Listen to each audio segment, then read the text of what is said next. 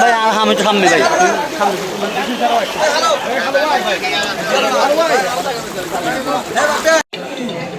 চট্টগ্রাম এর জেলায় ১৫টি উপজেলা, আপনারা জানেন সিটি কর্পোরেশন একটি বিস্তৃত এলাকা। এছাড়াও পার্বতী চট্টগ্রামের 3টি জেলা রয়েছে, কক্সবাজার রয়েছে। সব জায়গায় মানুষ কষ্ট পাচ্ছে, আমরা তাদের কষ্ট লাঘবের জন্য কাজ করছি। আজকে এই বার্তাটুকু আমি আপনাদেরকে দিতে চাই, যেটি আপনাদের সংসদ সদস্য এরশাদুল্লাহ সাহেব কিংবা আপনাদের মেয়র মহোদয় বলেছেন।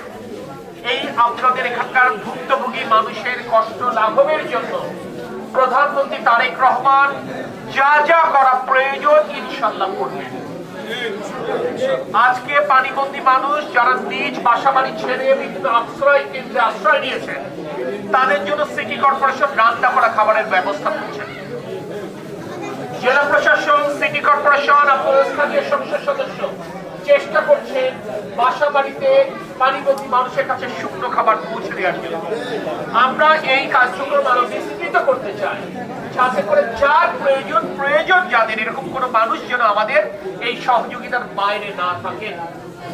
আমি আপনাদেরকে আশ্বস্ত করছি, তারেক রহমান শুধুমাত্র এই সময় আপনাদের মুখে খাবার তুলে দিয়েই তার দায়িত্ব শেষ করবেন না।